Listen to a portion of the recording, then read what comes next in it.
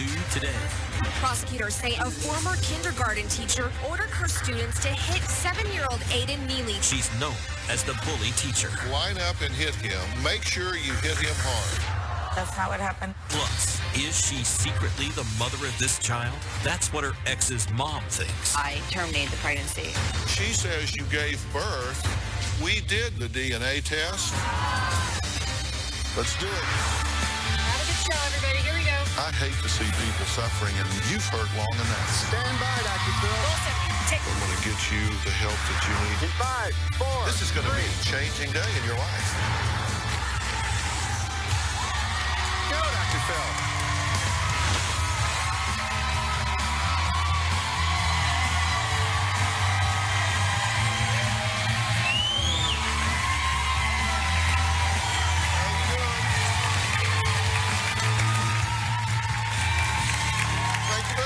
Thank you very much. All right, today we are dealing with two stories that involve bullying. You all know I am very passionate about this. One of them is so bad we had to get a DNA test to stop the potential bully.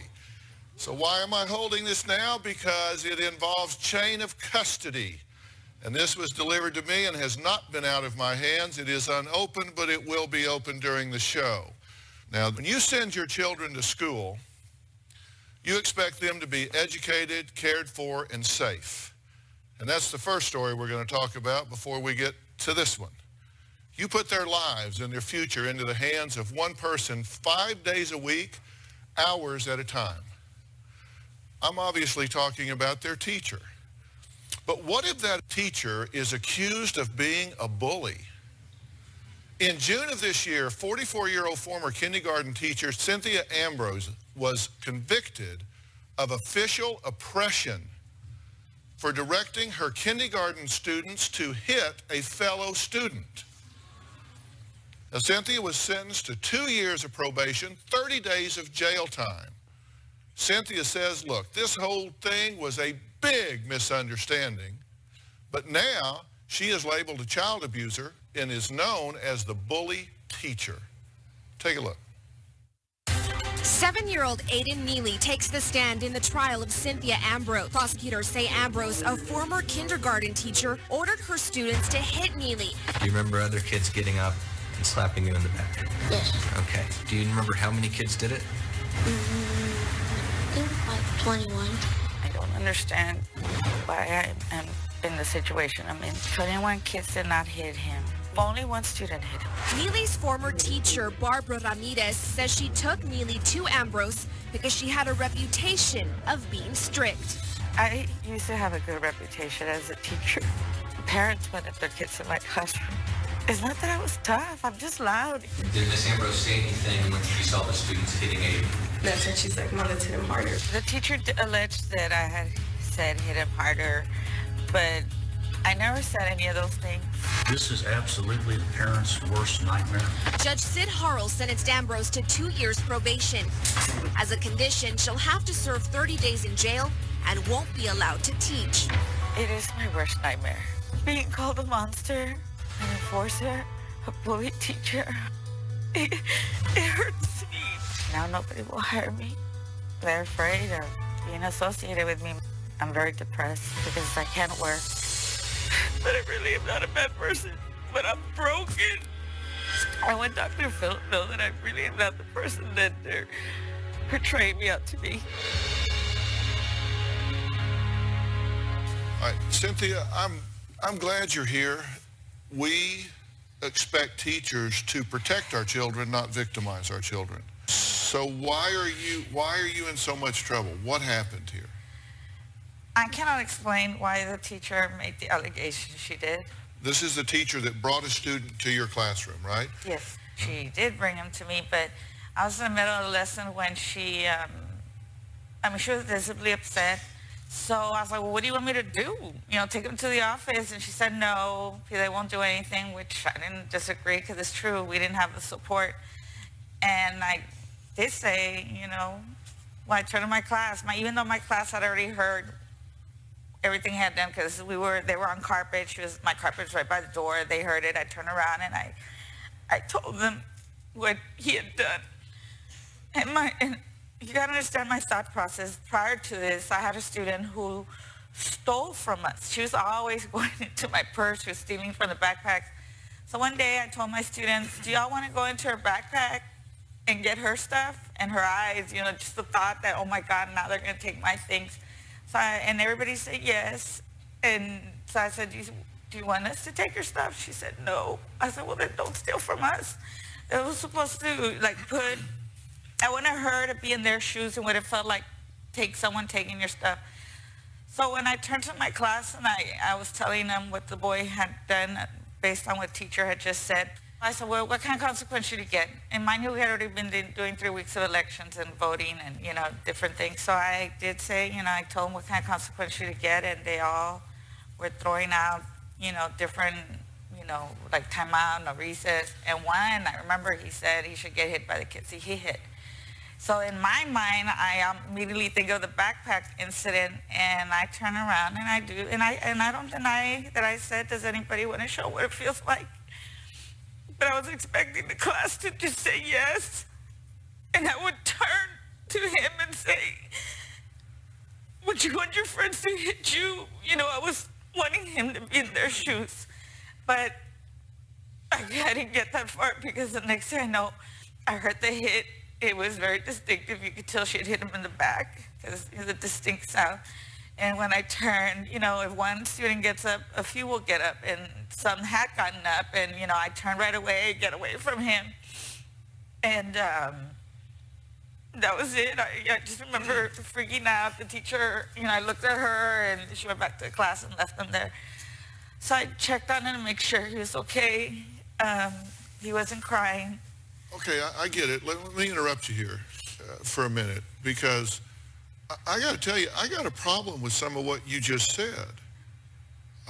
Just to be honest with you, first off, why would you humiliate this boy in front of the class by A, allowing them to overhear a teacher-to-teacher communication criticizing his behavior, and then why would you turn around and tell the class everything he just did wrong? Yeah, you're right. I mean, I can't explain it. Like, for one, when she came in, I didn't know what she was going to tell me. But then you said you turned around and told the class what they already knew. Yeah. So twice you hold this boy up to ridicule in front of a group of children?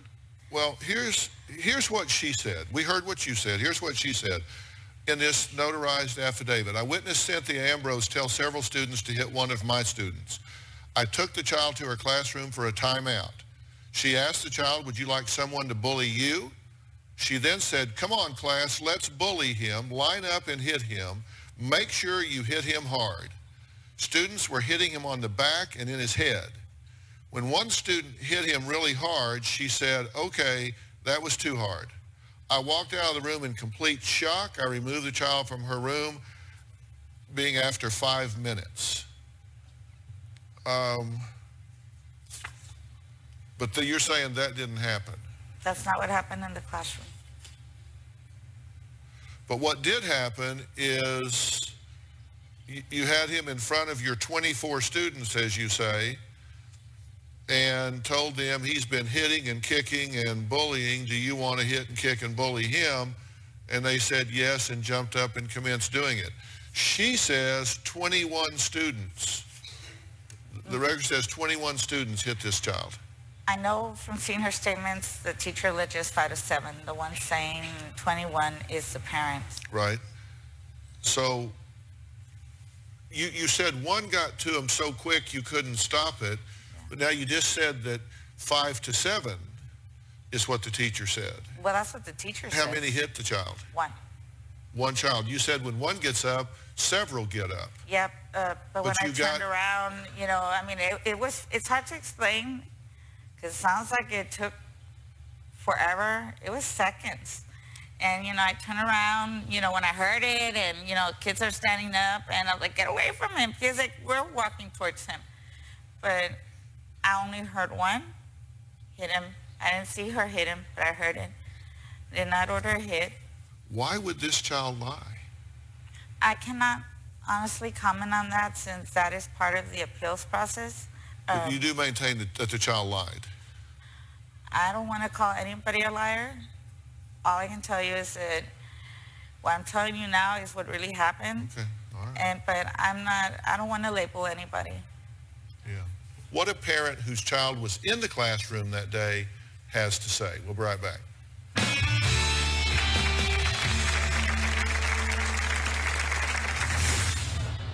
I don't know a lot of kindergarten teachers, but among the few kindergarten teachers I know, you're the only one that has had 2 court proceedings against them.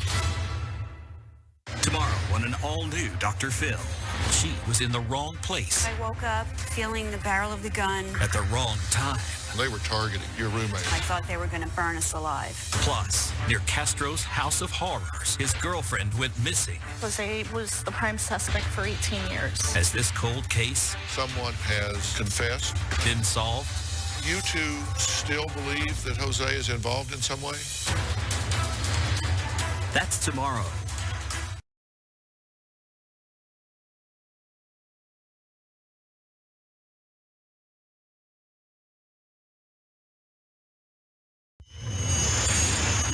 Do you remember other kids getting up and slapping you in the back?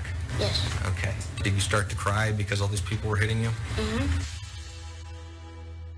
We're talking with Cynthia Ambrose, a former kindergarten teacher accused of having her students hit a 6-year-old bully so he would know how it feels.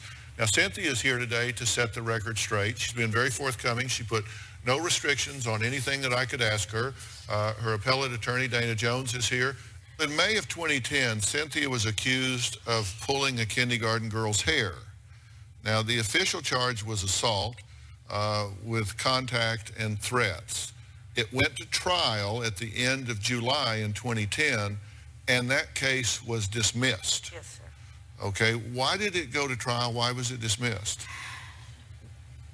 When it first happened, I found out from my son after school that the little girl had gone to the office to allege that I'd done these things. But once we got to court, and I guess she realized, because she's standing before the judge, when they asked, has Miss Ambrose ever threatened you? No. I mean, it was her reaction like, no. Has she ever, pulled your hair? And then she pulled like one strand of hair, but she has long frizzy hair. So, I mean, that thing could have got stuck anywhere in the chair because they were in the cafeteria at the time. And But I guess my point is, I don't know a lot of kindergarten teachers, but among the few kindergarten teachers I know, you're the only one that has had 2 court proceedings against them, which, I mean, that just is what it is. One of those cases was dismissed. You have the other on appeal, and I respect that. Joining us on the phone is Maria. Her daughter was in Cynthia's class the day the incident occurred. Maria, are you there? I'm here. Okay, you've been listening to the show so far, right? Yes, sir. Okay, I think you have very important point of view to add to this. What can you tell us about what you know about what happened in the classroom from your child? I heard about this case through the local media, and when I asked what had happened, I asked my daughter, did you see or did you hear the teacher tell this class to go and beat up a boy? And she said no. And I said, well, did you hit the boy? She said no. And so I asked her, did you see other students go beat up this boy? And she said no. So if this had happened in that classroom the way that it's been described by others, you would have expected your daughter to have regaled you with tales about it, correct? Absolutely, correct. All right, thank you so much for sharing your point of view here, and it really is helpful to hear from a mother of a student that was in the classroom. So I really appreciate it, Maria. Thank you so much. Thank you. Our Twitter's blowing up over this as it's happening right now. Cactus4RX says, cases like this make people scared to be teachers. Baldwin Randy says, the good news is bullying stops the day after graduation and life takes a big turn for the better. Certainly hope that's the case, but I'm not sure. Jeanette Fuller says the teacher was trusted to protect the children on her watch. So you've got some that kind of think one way and some think another. I think you had good intentions go bad. I think ridiculing a student or allowing a student to be ridiculed in front of others bothers me, because I think psychological wounds heal much slower than physical wounds sometimes. And, you know, I have been invited to Washington, D.C. to testify before a congressional committee about bullying and about the re-empowerment of the Elementary and Secondary Education Act. And I talked about bullying and cyberbullying at the time. And I think we have to set really good examples. And one of the things I said in that testimony was that we don't need to punish bullies, we need to treat them.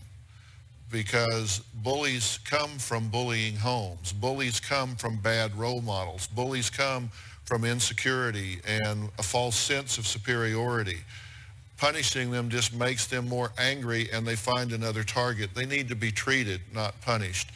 And I think that you had good intentions and made what I think you would agree was a bad decision at the time. But what I hate is for anyone or any teacher to have their entire career painted by an isolated incident. And I fear that's what happens in the media storm, where in this day and time, we have a media machine that is so hungry for the 30-minute news cycle that anything and everything gets blown up into news. And I just think that's bad. So my bottom line is, I think you made a bad decision the day you talked about that child in front of your students, and I hope you don't do that anymore. I think that what happened with the student in class is very suspect about where on the continuum it was, and we need good and dedicated teachers. I suspect this has been a painful lesson to you. And I hope we see you back in the classroom, because I think your heart's in the right place. All right. From bullying in the classroom to a potential cyberbully, next we're going to talk to a woman that is utterly convinced that there's a little boy in a different state that is her grandson. Now, this woman won't stop harassing his adoptive family. And I carried out at the beginning of the show this envelope. I'm hanging on to it for a reason. I'll tell you what it all means when we come back and talk about this story.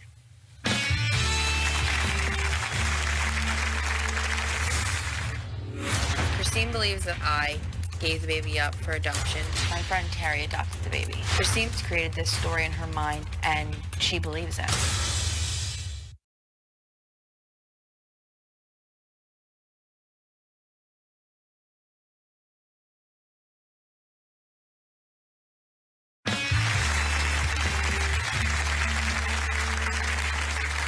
Our next story centers around a mystery.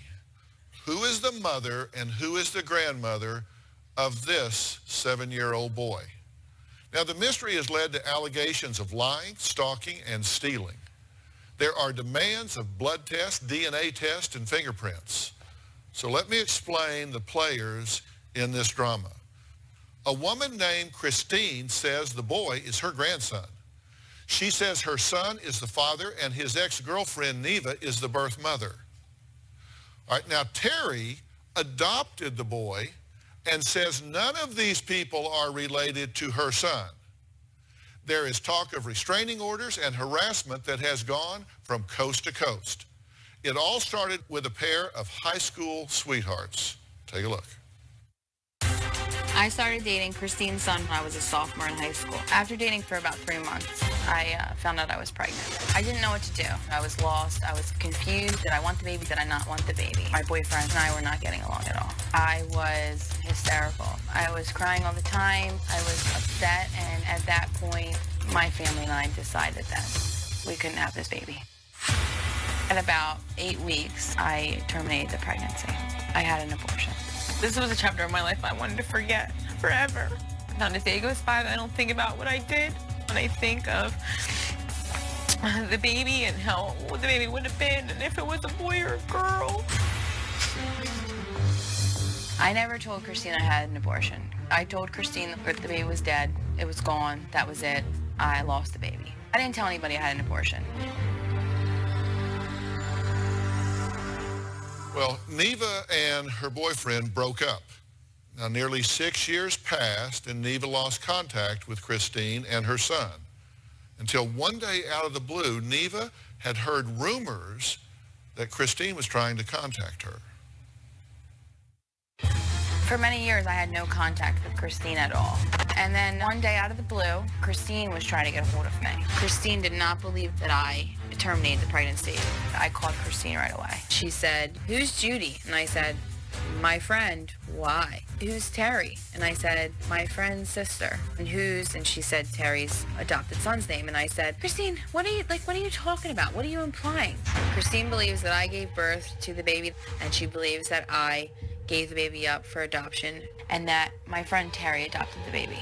I adopted my son 6 years ago. My son's birth mother was definitely not Neva. It is impossible that Terry adopted my baby because I had an abortion. Christine would like to have a relationship with her grandson. The problem with that is Christine is not his biological grandmother. Christine was all over the internet claiming that we took her grandson from her. Christine had blog after blog. It was everywhere on the internet. Christine would steal pictures of my son from social media sites of my family members and friends, and she would post them on these blogs that she created. Christine would say that that was proof that he was her grandson. It's completely ridiculous, and it's all lies. On most of her blogs, she has between 3 and 6 pictures of my adopted son. It was upsetting. I have asked Christine hundreds of times to take my son's pictures down. Christine says she has a right to have her grandson on her page. It enrages me that she could invade my family this way. Christine created this story in her mind, and she believes it. All right, well, I'm here with Neva and Terry, and I kind of want to fill in some of the blanks, but you made a decision at a very young age to terminate a pregnancy. You were how old? 16. And did you two know each other at the time? No. And you did do an adoption. You adopted a child. God bless you for that. And this child now is the child that Christine says was the baby you conceived with her son. And you've told her that's not true. Yeah. Told her many times. And you've told her that's not true. Yes. She says that you have friends and family that work in the medical field to cover things up. She says that we conspired with state workers, judges, and that through that my pastor hid the baby for 2 years. That just crazy assumptions. Okay, and I wrote down some of the things she said. She said you told one story that about the birth parents, that they were drug users and the judge ruled that they were unfit, took the son and gave it to you as a foster child. That's one of the stories you've told. That is the story. Okay.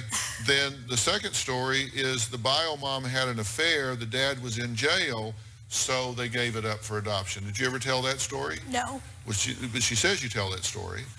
And then she says that you could bring in any boy that looks like her grandson and pass him off as someone that if we try to prove up that it's not her grandson, that you could get a look-alike kid that would come in and play the role of your son and I guess call you mommy. And my son came to me at 6 days. I have had him every day.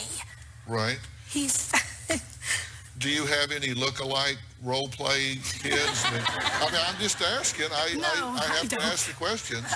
No, I don't. That you could take some other kid in and get him tested and prove that he wasn't her grandson. No, his pictures were taken at the testing. Okay. The exact same child that everybody has the pictures of since he was 6 days old. Right. It's the same child. Right. There's no... And she wanted all of this to come here because you would eventually crack and tell me the truth. That's what she thinks. But you already know the truth. It's been a year. I'm looking at you pretty hard, sister. All right. Okay, so I've got a timeline of events that Christine says took place, and then facts that Neva says prove that to be completely untrue. How will this match up? Well, we'll take a look when we come back.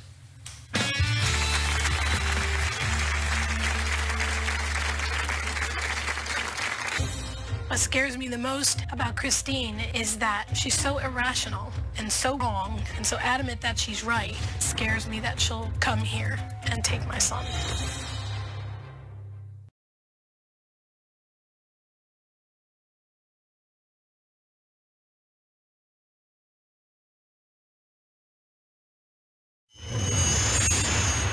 Every year we go to the Christmas parade in our town. We were there just a little while. There were quite a few of us standing around.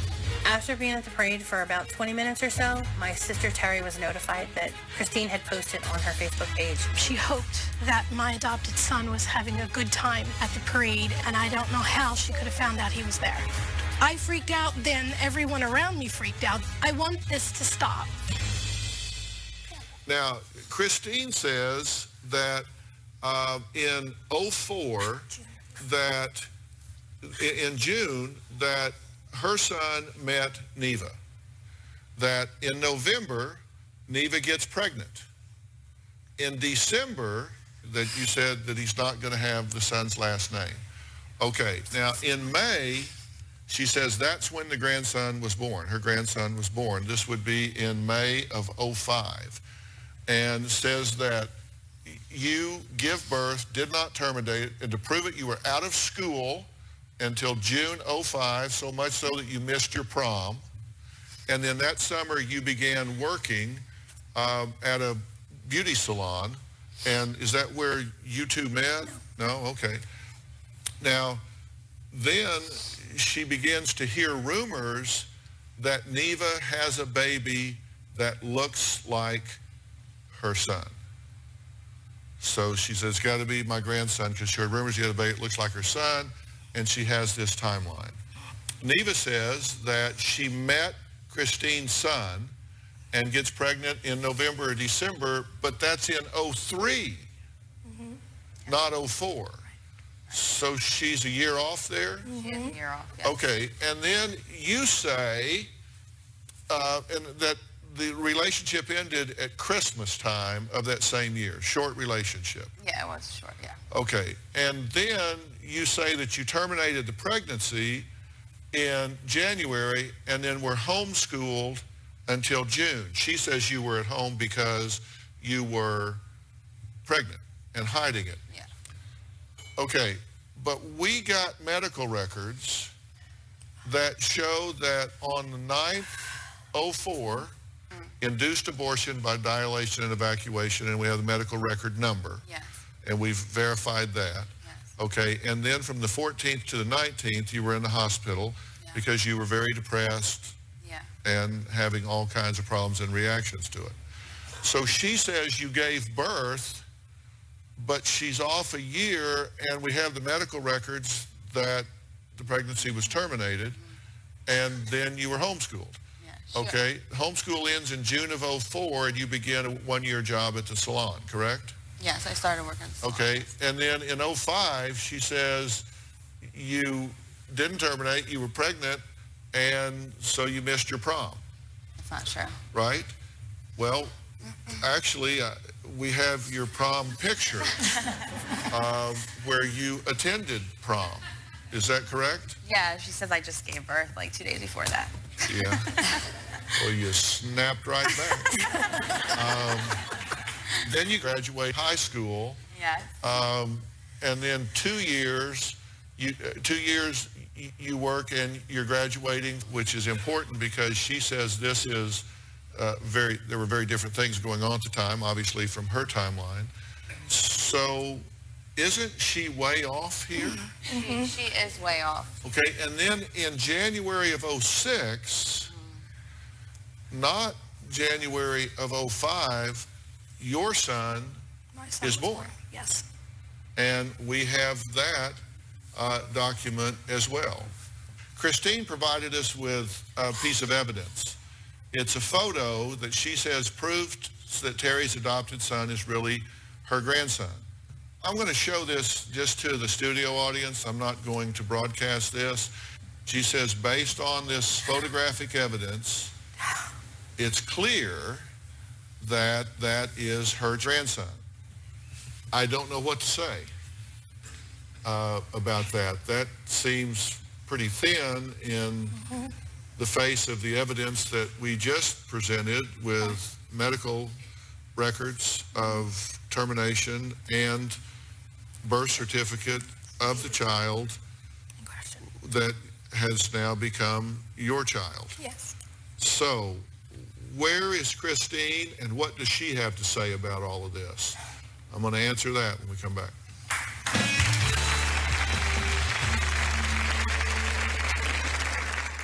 Tomorrow on an all-new Dr. Phil. She was in the wrong place I woke up feeling the barrel of the gun. at the wrong time. They were targeting your roommate. I thought they were going to burn us alive. Plus, near Castro's House of Horrors, his girlfriend went missing. Jose was the prime suspect for 18 years. Has this cold case Someone has confessed. been solved?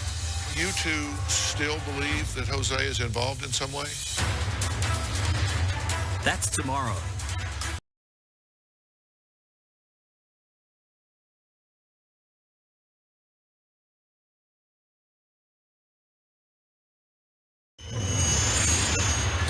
I feel that Christine is stalking me. What Christine has done has been a huge invasion of my privacy. Christine has posted my full name, my son's full name, our address, my birth date. I was furious that she was posting anything. Christine claims that she has my son's birth certificate, my son's adoption papers. It's very upsetting to know that someone has something so private and personal. We contacted Facebook and have always been told that she wasn't doing anything significant enough to take anything down. We have been to our local police 5 times, been in contact with cyber crimes through the state police, even called the FBI. We have written letters to all 114 legislators who represent our state. I personally contacted the Child Advocacy Office in our state. The only answer that they could give me was to change my name and move. It's been a nightmare. It seems hopeless. I want this to stop. I don't know what else that we can do. All right, well, Terry and Judy say whether or not this boy is Christine's grandson, she is putting this little boy's safety at risk. What scares me the most about Christine is that she's so irrational and so wrong and so adamant that she's right. It scares me that she'll come here and take my son. She lives in fear every day that something is going to happen to her son.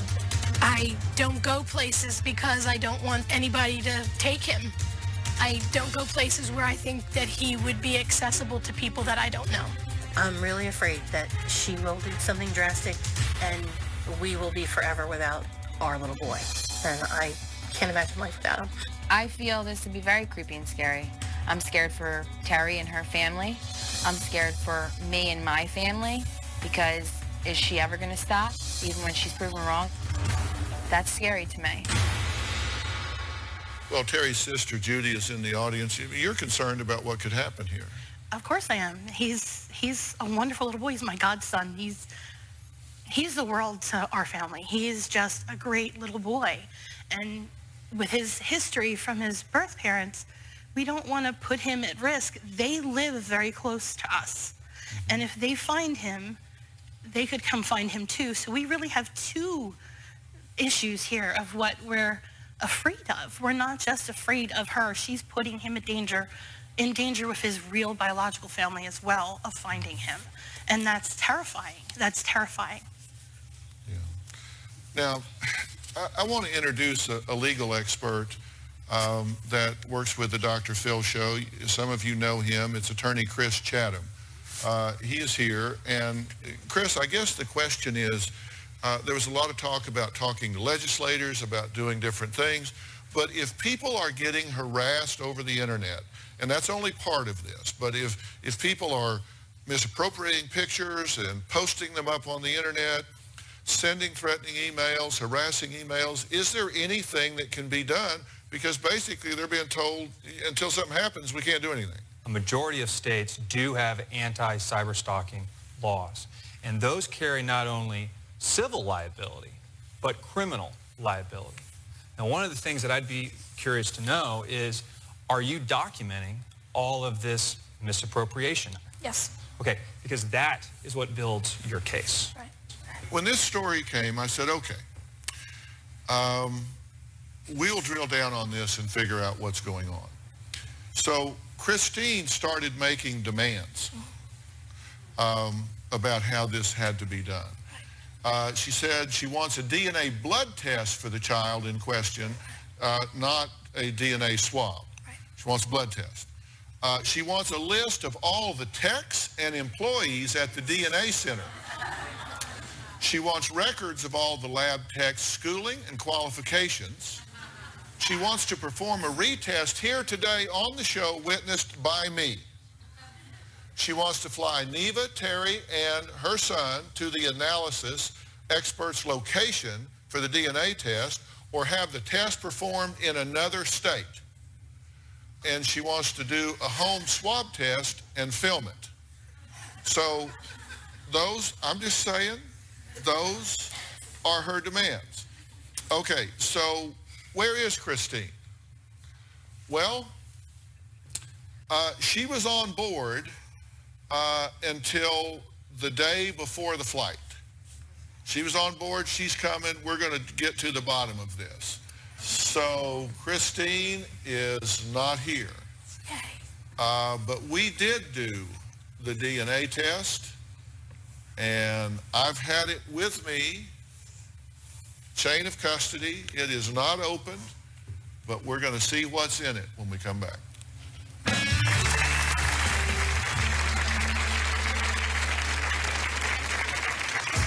If I took a maternity test, it would prove that I am not Terry's son's mother. While I was having the procedure done, I was just thinking that I couldn't believe how much this escalated. A decision that I made 10 years ago is haunting me now.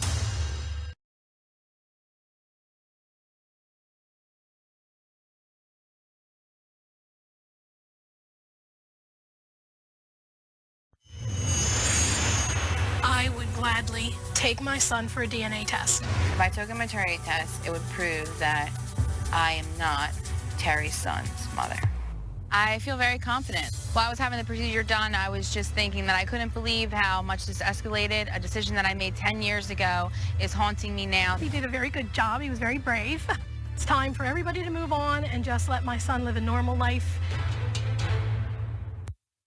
Well, you know, we could find out, you know, by getting DNA from her son.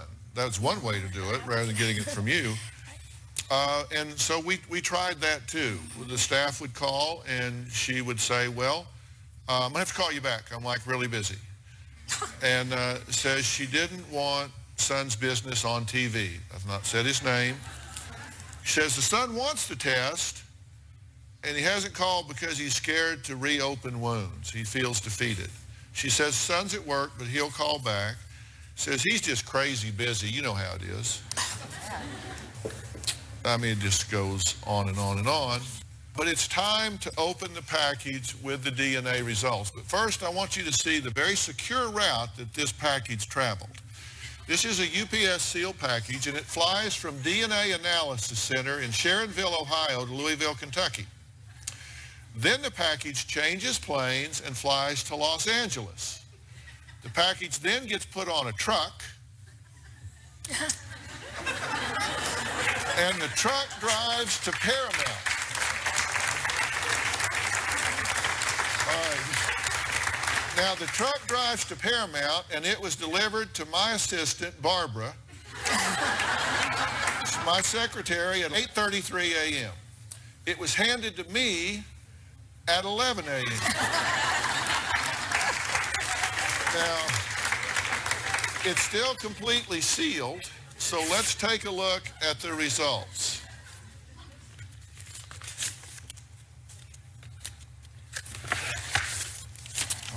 Here are the results, and it is from the DNA Diagnostic Center, and it is signed and sealed. There is a DNA test here of the alleged mother, you, and the child that you have adopted and are raising. And the probability that you are this child's mother is 0%. 0%.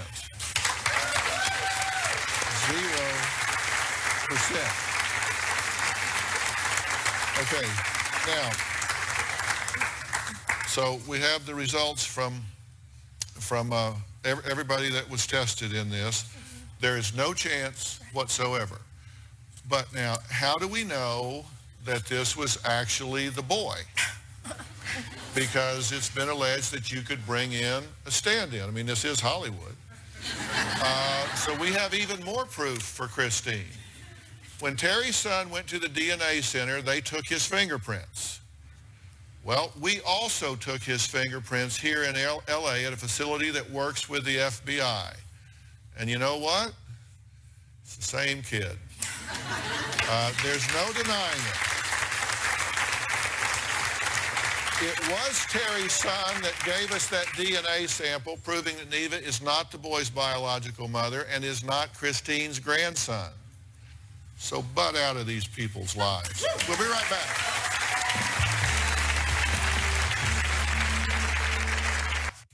My Twitter account has been blowing up from all of you watching at home.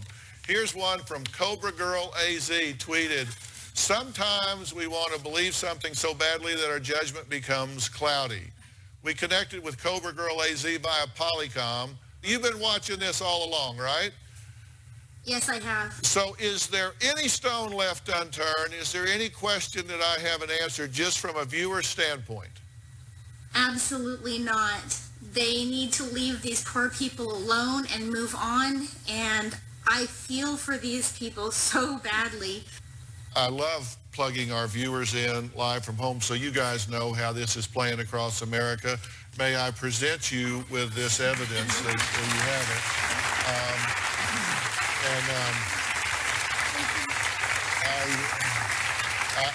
I don't know, but I want to thank all of my guests today. I hope this makes a difference for y'all. I hope you're glad you came. I also want to thank Chris Chatham, a lawyer extraordinaire. If you want to find him, there's a link on our website to Mr. Chatham. He is an excellent lawyer and has a very active practice across the United States. If you need information about bullying or cyberbullying, log on to drphil.com. We'll see you next time. Thanks so much, guys.